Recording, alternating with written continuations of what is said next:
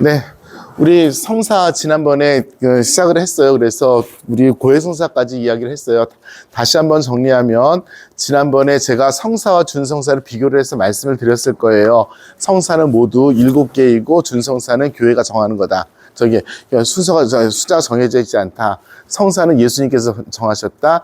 준성사는 교회가 정했다. 성사는 사회성을 갖는다. 준성사는 인효성을 갖는다. 등등 말씀을 드렸을 겁니다. 기억나세요? 네. 그래서 그렇게 시작을 해서 성사에 대해서 이야기를 짚어가고 있는데 지난 시간에 고해성사까지 말씀을 드렸어요. 오늘 얘기하는 것은 병자성사부터 이야기를 하는 시간입니다. 389쪽에 있습니다.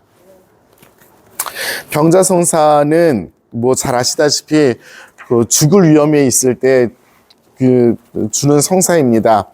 그래서 병자성사 제가 389쪽 읽을게요. 병자성사는 두 번째 치유의 성사로서 병이나 노쇠로 고통을 겪고 있는 그리스도인들에게 성령의 은총을 제공하고 그리스도의 죽음의 순환과 자신의 고통을 결합시켜주는 것인데, 질문, 병자성사와 병자에 대한 축복이 무엇이 다를까요?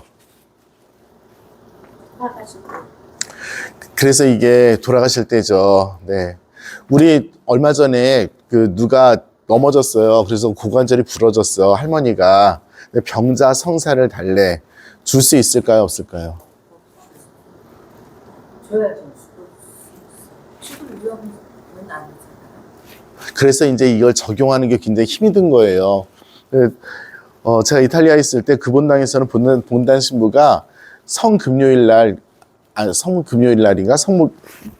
성지수일인가? 병자들 다 나오라고 그래서 병자성사를 한 번씩 줬어요. 1년에 한 번씩 이렇게 준대. 그리고 우리나라에도 그렇게 하는 신부님들이 있어요. 병자니까 노쇠하고 약하니까 할 수 있다. 인데 아주 엄격하게 법을 적용하는 사람들은 병자성사는 죽음 위험을 전제로 해서 병자성사를 전제로 해서 이렇게 병자성사를 집전을 해요. 우리는 어떻게 하면 좋을까요? 항상 저도 이게 고민이 되는 게, 사실 현실적인 문제가 좀 이제 생기기 시작한 게 뭐냐면 요양원에 가시는 분들 계시거든. 그러니까 이분들은 만나기가 더더욱 힘들어지는 거라. 그래서 지금 미리 무슨 보험 들어놓듯이 병자성사를 드려야 되는 그런 협박을 저도 마음속으로 이렇게 받을 때가 있어요. 예를 들어서 자녀들이 만약에 신자가 아니다 그러면 이분 병자성사 지금 안 주면 돌아가실 때까지 우리가 만나지도 못할 그런 가능성들이 있잖아요. 어쨌든 간에 그랬습니다. 그때 본당 신부가 저한테 병자성사 주라 그래서 제가 신자들한테 그랬어요. 내년에 죽을 사람들 나오라 그랬더니 한 명도 안 나오더라. 그 본당 신부가 줄 때는 줄 나오더니. 그래서 뭐냐면 여기서 우리가 잘 해야 돼요.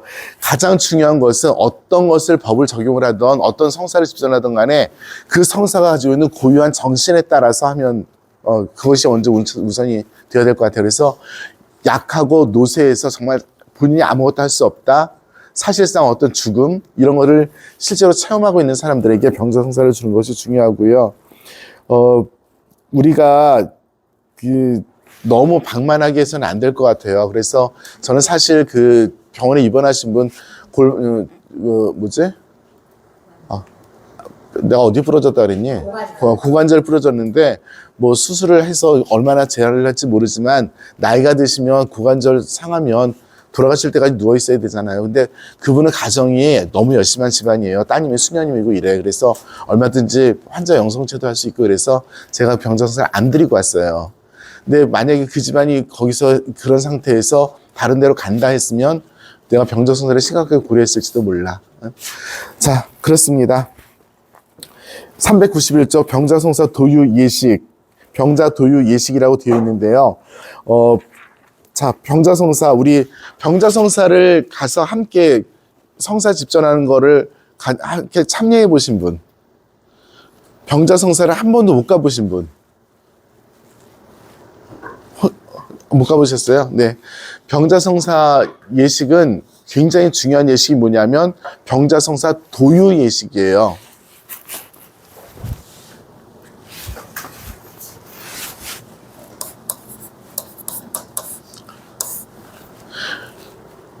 우리 성유가 있죠. 세 종류의 성유가 있어요. 그래서 예비신자 성유가 있고요. 축성 성유가 있고 병자성사 성유가 있어요. 예비신자 성유는 당연히 예비신자들이 입교해서 선발되었음을 알려주는 성사의 기름입니다. 그래서 이 기름은 예비신자들에게 발라요. 그런데 예비신자들을 선발해서 뭐 여러 가지 예식 중에서 할 수 있는데 많은 경우에 우리나라에서는 그걸 못하니까 세례 예식 때 먼저 예비신자 성유를 바르고 나서 세례 예식을 하기도 하는데 우리 본당은 선발 예식을 하잖아요. 그때 병자성사 예비신자 성유를 도유할 수 있어요. 자, 병자성사 성유는 뭐 당연히 병자성사 때만 쓰는데 축성 성유는 모두 3번에 걸쳐서 나눴어요. 인호가 박히는 성사 3가지입니다. 뭐뭐뭐인지 한번 불러볼까요? 세례부터지, 세례.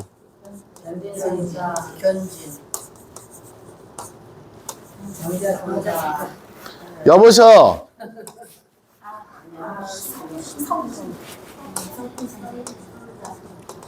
인호가 박히는 하느님의 특별한 표징이 박혀지는 3개의 성사가 축성성유와 연결이 되어 있습니다. 세례성사로서 그리스도교 신자가 되고 견진성사로서 성숙한 그리스도인이 되며 성품성사로서 교회에 봉사하는 성자가 되는 이 3개의 성사에서 쓰게 되죠. 자, 그러니까 병자성사에서 도유하는 것이 가장 중요한데 도유만 하면 의미가 없죠. 그래서 이 도유할 때 하기 전에 기도하고 안수하는 예식이 있어요. 그죠? 이 기도하고 안수하는 예식 전에 뭘 하냐면 성사를 받기 위해서 우리는 제일 먼저 뭐 해요? 어떤 성사든지 어떤 미사든지 할 때 제일 먼저 무엇부터 해요? 성찰부터 하고 고백을 하는 거죠. 죄 고백과 뭐 고백기도 이렇게 하는 건데요. 특별히 죽을 위험에 있을 때, 죽을 위험이 불명할 때 뭘 할 수 있냐면 임종 전대사를 할 수 있어요.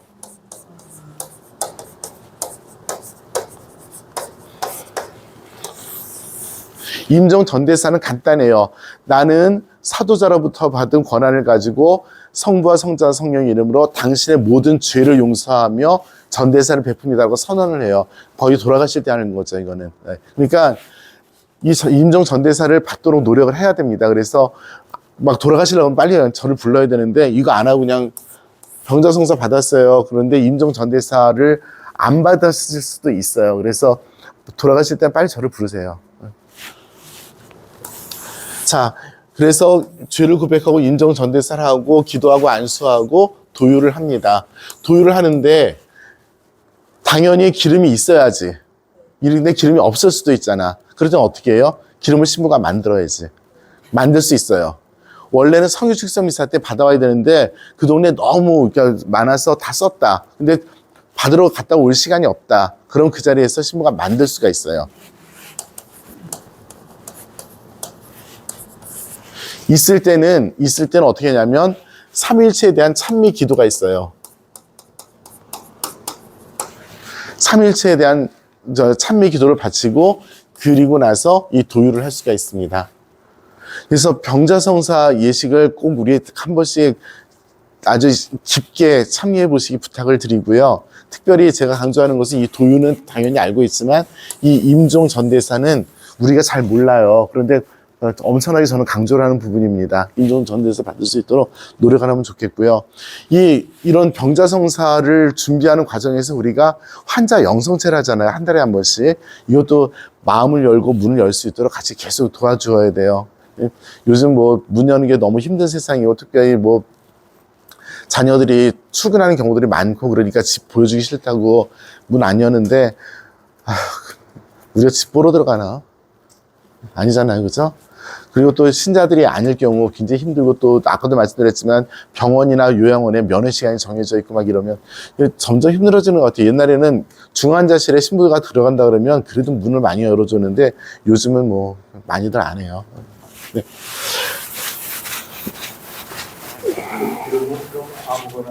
아니요. 성유 축성미사 때 저기 있는데 한 기름하고요. 그렇지 않으면 올리브 기름을 가져가야 돼요. 올리브유만 써야 됩니다. 없으면 찾아야 돼요. 무조건 찾아야 돼요. 올리브 기름을 써야 됩니다. 그래서 그거는 신부들이 가는 거지, 그 신녀들한테 시키지 않아요. 왜요? 아니 갔는데 그걸 안 가져가는 기름을 내가 안 가져갔을 때, 그럼 다시 갔다 와야지, 집에. 아니요, 그 기름 없이 뭐 참기름 말해서 그거 뭐요? 안 돼요, 아니요. 그 정해진 기름만 써야 됩니다. 네. 아니, 영성체 할 때 빵 모자르다고, 뭐 쌀떡 주물러가지고 성체 축성하면 안 되잖아. 말이 안 되는 거지. 대세 받으신 분들은 대세를 받고 나서 보례를 받습니다. 그죠? 보례를 받고 나서 바로 병자성사 받을 수 있어요. 대세는 완벽한 세례다 아니다.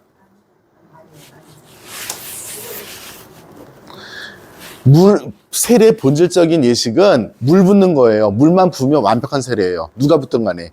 그 다음에 나머지 예식들은 그걸 세례 성사를 보충하고 설명하는 예식들이지, 중요한 것은 물 붓는 거예요. 물만 부으면 완벽한 세례예요.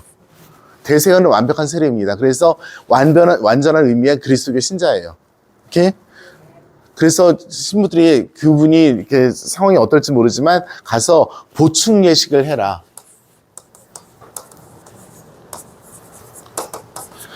옛날에 보례라고 불렀던 게 그거예요. 보충 예식을 해라 라고 하는 것입니다. 물만 부으면 완벽한 세례예요. 오케이? 네. 교적에도 당연히 올려야 돼요. 병자성사 도유 예식 있습니다. 392쪽 보세요. 세 번째 줄부터 밑줄 쳐놓으시기 바랍니다. 392쪽 세 번째 줄. 전례 구형의 구조는 세례성사를 언급하는 시작 예식, 이 세례성사를 언급한다는 거는 성수 뿌림 예식을 해요. 참여 예식, 그러니까 성수 뿌림 예식을 하는데 어떻게 했냐면, 이 성수를 우리가 받은 세례를 기억하며 순환과 죽음으로, 순환과 부활로 우리를 구원하신 그리스도를 생각하면서 전라도 표현을 하면 물을 찌끄려요. 오케이? 네. 그리고 나서 저기 그 참여 예식 전능하신 하느님과 하고 말씀 전례가 있는데, 참여 예식 하고 나서 전능하신 하느님 뭐 해서 사주경을 외워줄 때, 그때 필요하면 임종 전대사를 하면 돼요. 그냥 말씀의 전례하고, 급하면 말씀의 전례도 그냥 생략하고 병자성사 예식을 합니다. 병자성사 예식은 사제의 안수, 그 다음에 이미 축복된 성유에 대한 감사기도 혹은 병자 성유를 없으면 새로 만들고요. 그 다음에 이마와 양속에 병자를 기름을 바르면서 기도문이 있습니다. 그리고 마침 기도, 마침 강복으로 하게 됩니다. 그래서 꼭 한 번씩 이렇게 하시기 바랍니다. 오케이? 네. 성품 성사입니다. 에? 아니, 뭐, 누가 무슨 말씀 하셨냐고. 자, 성품 성사. 품이 뭐예요? 품. 아니, 성품 성사할 때 품이 뭐냐, 뭘 봐도 바뀌는. 자리. 네, 좋습니다. 또. 위치. 자리와 위치의 차이점이 뭐야? 한글하고 한문? 그 사람의 어떤 그 교회적인 책임의 정도를 표현할 수 있죠. 성품 성사에서 우리는 모두 세 개의 품계가 있음을 알게 돼요. 성품 성사가 있는데, 성품 성사는 모두 세 개의 단계로 나눠져서 각각 다른 성품 성사가, 그러니까 하나의 성품 성사가 세 개의 서열이 있는 거죠. 맨 밑에 있는 서열이 뭐예요? 그 다음에 주제라고 누가 그랬냐? 교황님 품은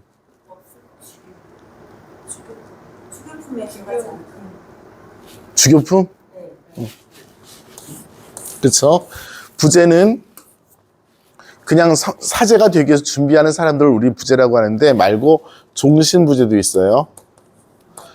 평신도 중에서 선발되어서 평생 부제로서 살아가는, 그래서 사회생활하고 가정생활을 하지만 성직자예요. 부제예요. 종신부제입니다. 우리나라에선 안 쓰는 것 중에 하나예요. 다음에 성자가 되기 위해서 사제 준비하는 신학생이라고 씁시다. 부제가 두 종류가 있어요. 종신 부제님들 많이 계세요. 다른 나라에. 네. 사제는 뭐 신부님들이니까 알고, 주교는 주교죠. 주교들이 사도들의 후기자이죠. 주교는 성품의 단계이고요. 그 주교들이 맡은 직책에 따라서 어떤 사람은 교황이고요. 어떤 사람은 추기경이고, 어떤 사람은 대주교고, 어떤 사람은 주교예요. 하지만 성품, 성사로서는 주교품입니다.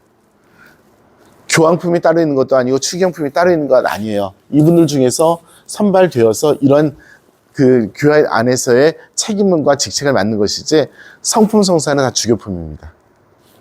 자, 제가 오늘 갑자기 추기경에 임명됐어요.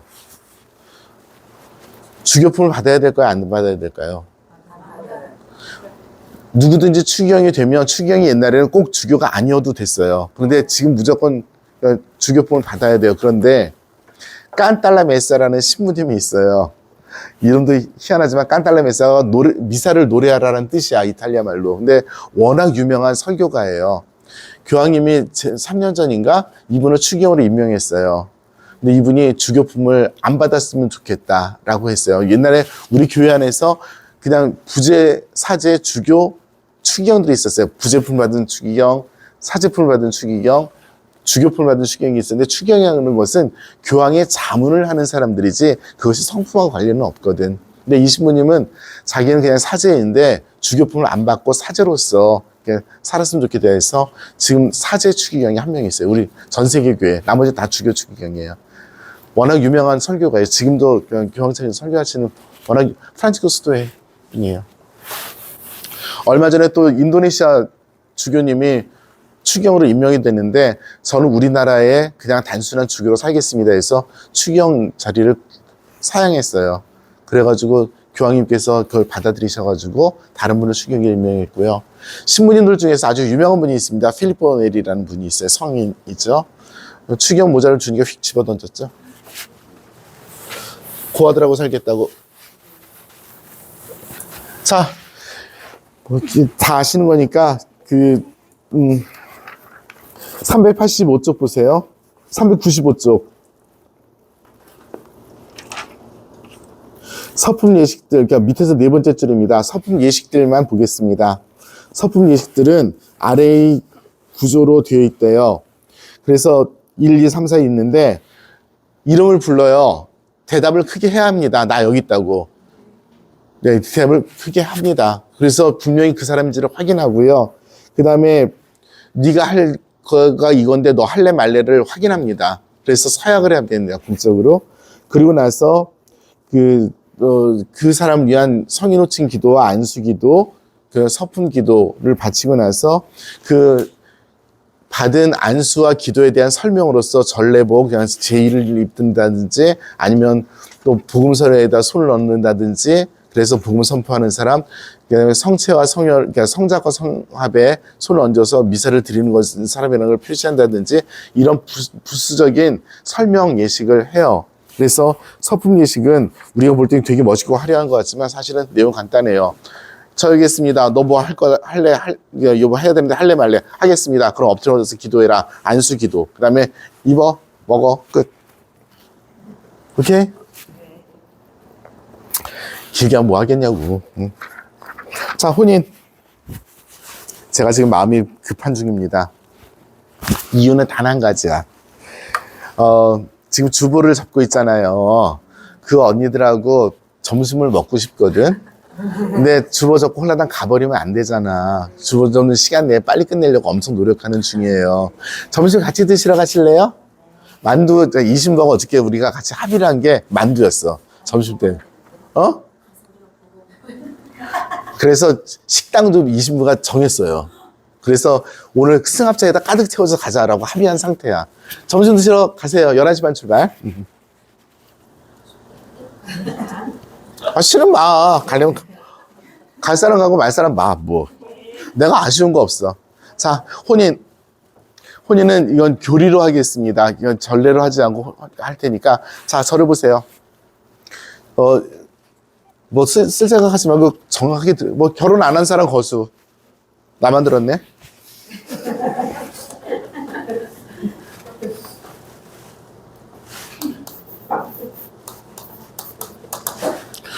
혼인은 누가 해요?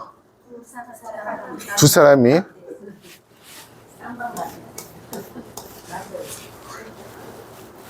한 남자와 한 여자죠. 한 남자와 한 남자는. 안 돼요. 안 돼요. 한 여자와 한 여자는. 안 돼요. 네, 그렇죠. 한 남자와 여러 여자. 어우, 부러워. 한 여자와 여러 남자. 안 돼요. 여러 남자와 여러 여자. 안 돼요. 여러 남자 여러 남자. 여러 여자. 각 이상이다. 개족부? 여러 쌍을 아니. 내가 이 사람하고 결혼을 해 있는 상태야. 나도 이 사람도 이 사람하고 결혼해 있는 상태이고. 안 돼요. 그렇지 않아요. 왜 이렇게 저 난리를 치냐? 누가 뭐라 그랬니? 선덕여왕의 남편이 몇 명이었던 것 같아요? 그 남편들의 부인이 몇 명이었던 것 같아요? 맞아요. 신라 시대 그랬어요. 놀랍게도 우리나라의 그 신라의 그 귀족들이 결혼 제도가 다부다처제였어요. 그런데 우리나라만 그런 거 아니에요. 네.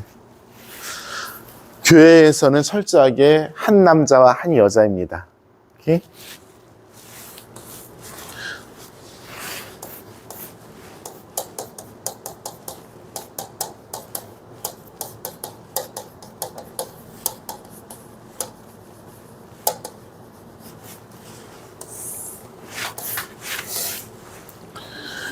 지금 제가 말씀드리는 게 교회법.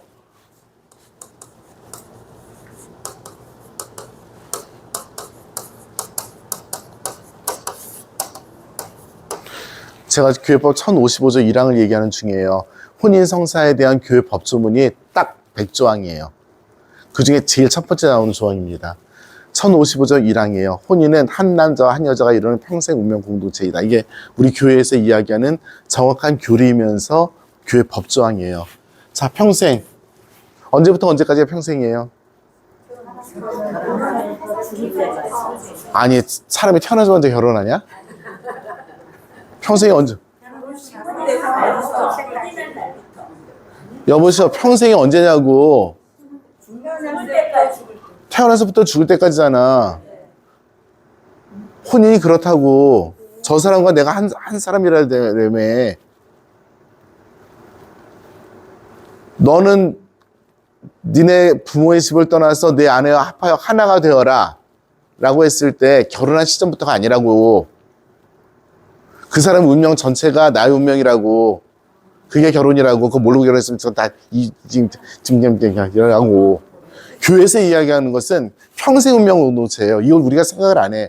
살았던 시점부터 생각을 하는데 그 사람은 결혼하기 이전에, 그 사람 만나기 이전에 이미 하나의 인격체가 형성돼 있어요. 그 인격체로 형성돼 있고 살아가던 모습이 있고 가치관이 있고 그 특성들이 있는 거라. 그거를 다 받아들이지 않은 상태에서는 결혼이 안 되는 거잖아. 너의 삶이 있고 나의 삶이 있으면 뭐하러 같이 살아?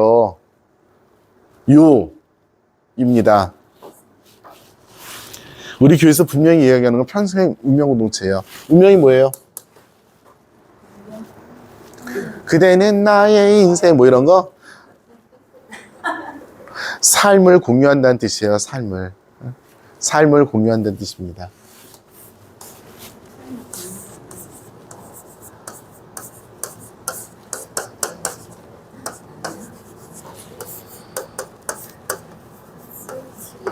라틴어로 이렇게 써요. 호는 같다는 뜻이고요. 이게 운명이에요. 나에게 주어진 운명의 그 주사위를 같이 공유하는 거예요. 평생. 컨sortium이라는 말 들어보셨어요? 여기서 나왔어요. 혼인은 철저하게 한 사람과 한 사람이 만나서 이루는 평생 운명 공동체인데요. 우리 그렇게까지 생각 안 하고 결혼하죠. 왜 이러냐?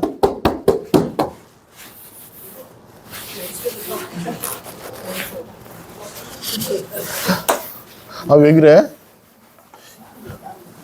이 손이 더 땀나 있어요, 지금. 왜 그러지? 얘가, 자, 그렇습니다. 그러면 한 사람과 한 남자와 한 여자가 만나서 결혼하기 위해서 가장 중요한 교회법으로 봤을 때 또 가장 중요한 것이 무엇이냐면 이 사람들이 결혼하기 위해서 두 사람이 분명하게 표현해야 되는 것이 있어요. 뭐예요? 결혼의 합의죠. 합의는 어떻게 표현되냐면 나는 당신을 나의 남편 아내로 맞아들여서 즐거울 때나 기쁠 때나 슬플 때나 성할 때나 아플 때나 평생 당신을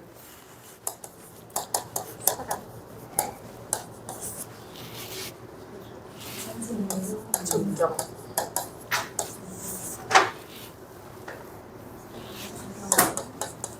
신이.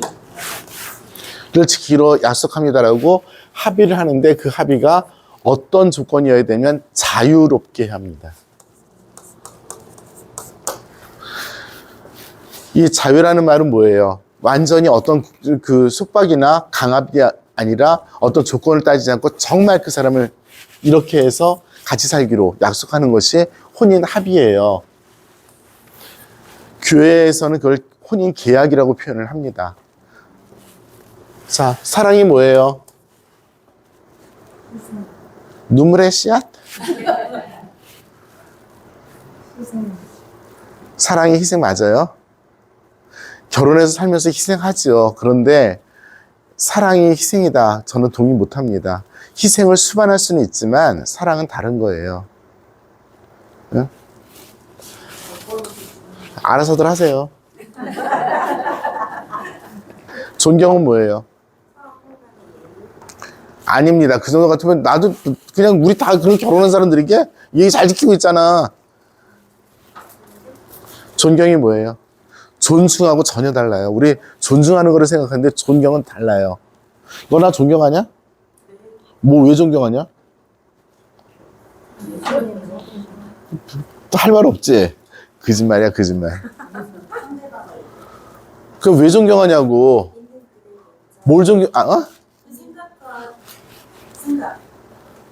그쵸. 그 사람이 가지고 있는 가치관, 살아가는 어떤 아름다운 모습들을 정말 옳다라고 같이 동의하고 같이 사는 거죠. 그게 존경이지.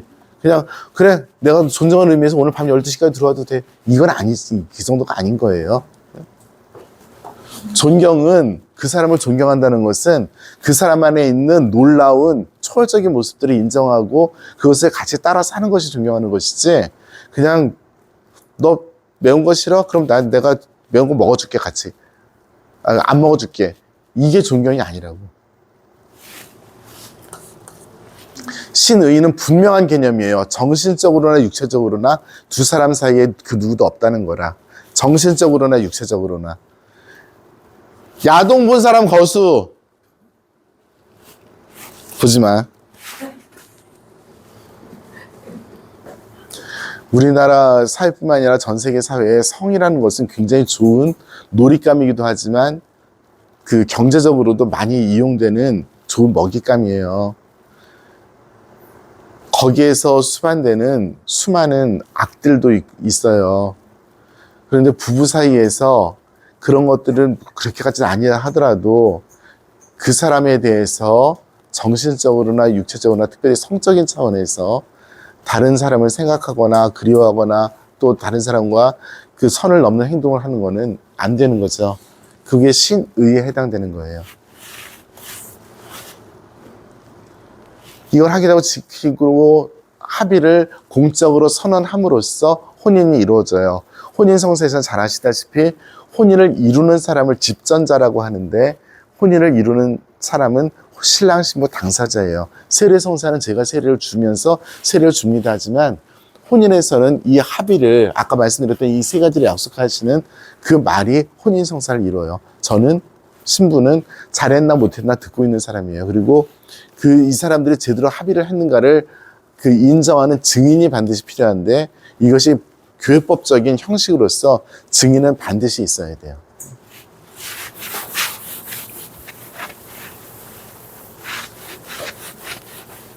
왜 결혼해요?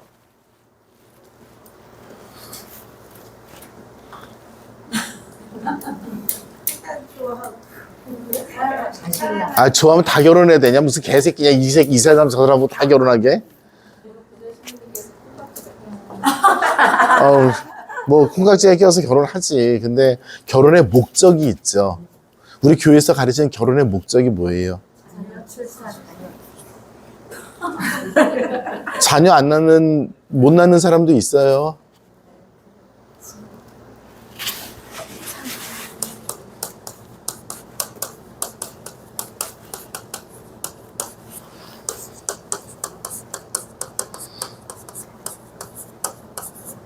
뭐 결혼 안 하면 애새끼 못 낳냐? 부부의 선익과 자녀의 선익입니다. 결혼해서 두 사람이 행복하게 살고 잘 살고 하느님 나라를 따라서 사는 것. 자녀들이 잘 태어나고 교육도 잘 받고 먹는 것도 잘 먹고 입는 것도 잘 입고 세상에서 잘 살고 하느님 나라를 향해서 살아갈 수 있도록 하는 것. 결혼의 목적 두 가지입니다. 오케이? 아니 뭐 결혼들 했다며 감각적이고 동물적이고 본능적으로 하는 건가? 말로 할 수 있어야 돼, 말로. 그리고 그렇게 알아야지, 말로 할 수 있어야지 또 분명하게 살 수도 있고요.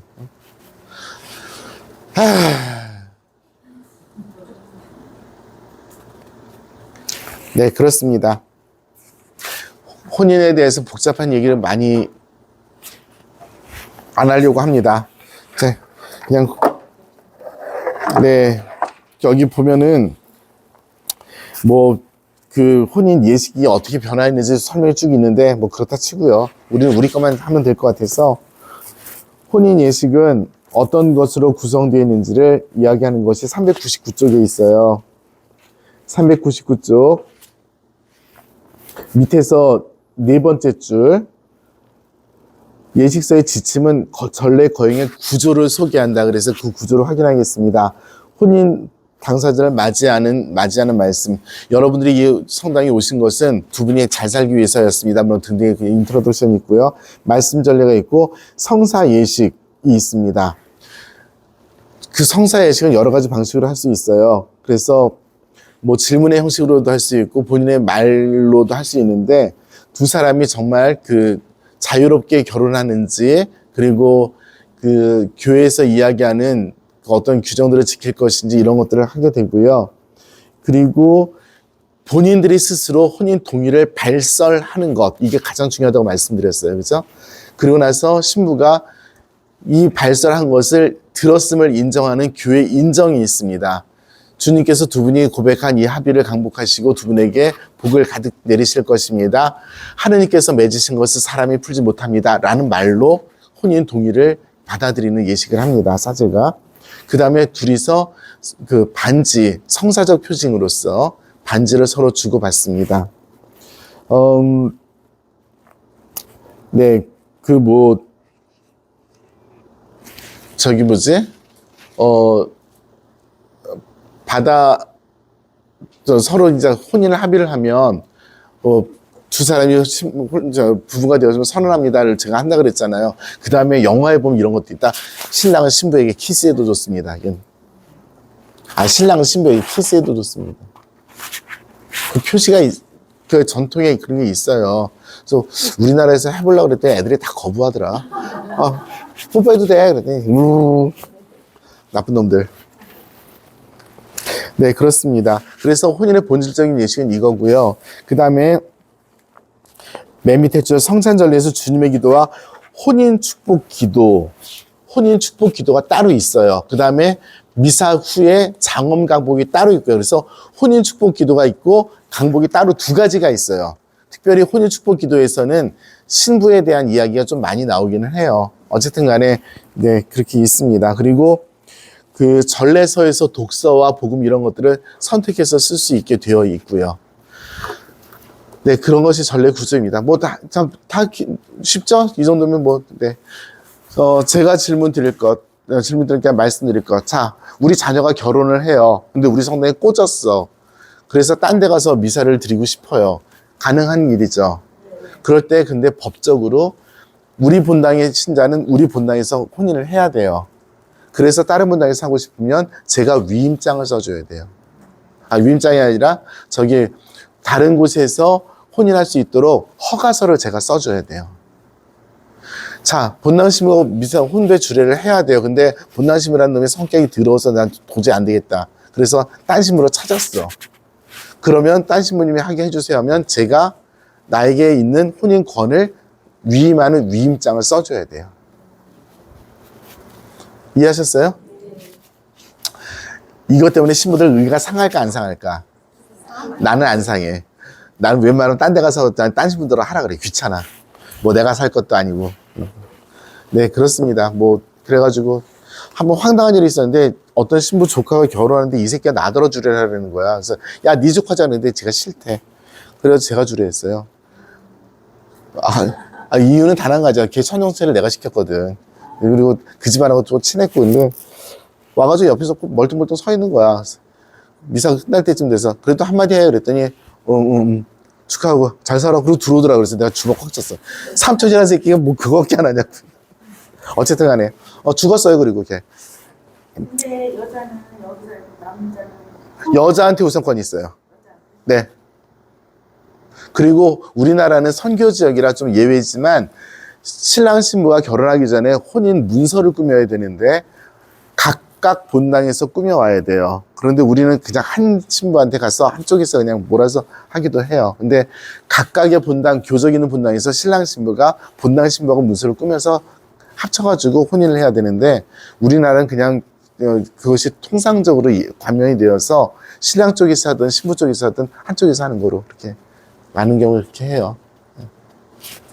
자, 관면혼.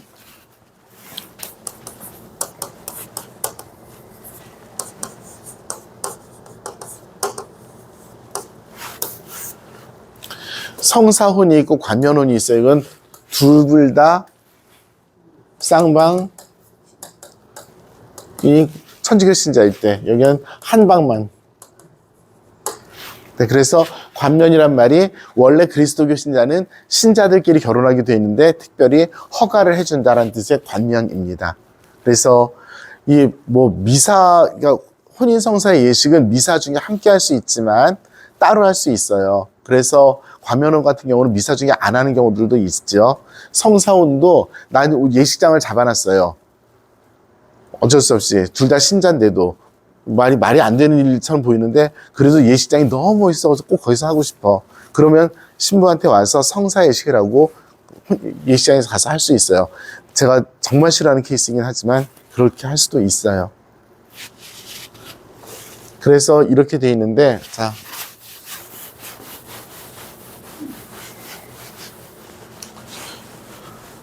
천주교에선 이혼은 없어요. 천주교에서는 이혼은 없어요. 교회법적으로.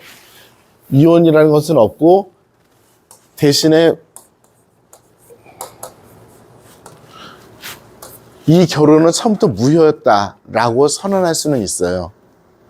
그러니까 처음에 결혼할 때 이 결혼 자체가 처음부터 무효인 결혼이었다고 선언하는 거예요. 그러면 무효화된 결혼을 가지고 다시 다른 사람과 결혼할 수 있게 되는 거거든요. 근데 무효화시키는 이것이 케이스가 정말 많이 있겠죠. 그래서 이거는 우리가 잘 봐야 되고요.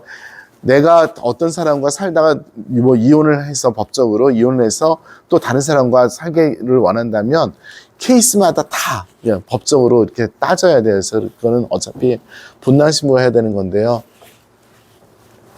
이 무효화를 시키는 것이 본당 신부에게 주어진 권한으로서 무효화시킬 수 있는 케이스가 있는가 하면 교구장에게 허락을 받아야 되는 케이스가 있어요.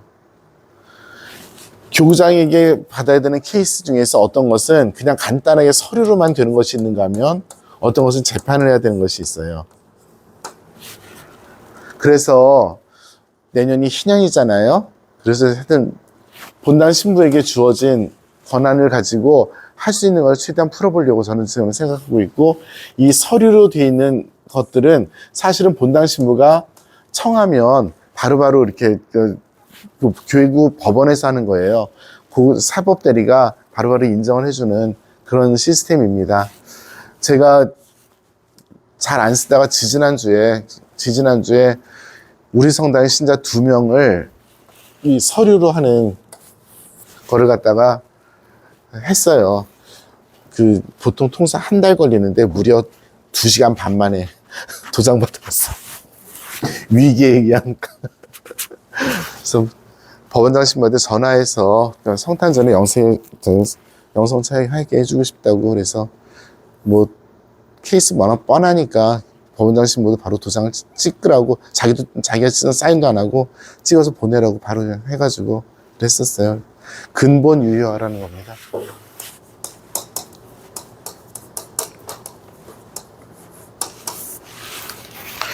네. 그럼 이혼한 분이 만약에 제가 잘못 안 했어요. 성체를 영했어요. 이혼은 조당이 아니에요. 재혼하면 조당이 걸리는 거지. 이혼하고 나서 하는 얼마든지요. 좋잖아. 편하고. 거죠. 조단이 걸려요. 아니요. 그러니까 이혼하면 조당 걸린다고 생각하는데 아니에요. 이혼해서 재혼하지 않으면 언제든지 자유롭게 신앙생활할 수 있어요. 이혼은 잘못 결혼하면 할 수도 있지 뭐. 맨날 주업 해면 어떡해. 예를 들어서. 알고 보니까 사기꾼이고 그러면 안 되지. 이혼이 조당 아니에요. 조당은 내가 결혼을 교회 안에서 하지 않았거나 혹은 결혼해 있는 상태에서 또 다른 결혼을 했거나 그겁니다.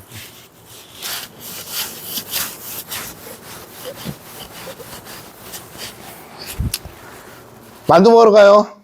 성부와 성자와 성령의 이름으로 아멘. 영광이 성부와 성자와 성령께. 성부와 성자와 성령의 이름으로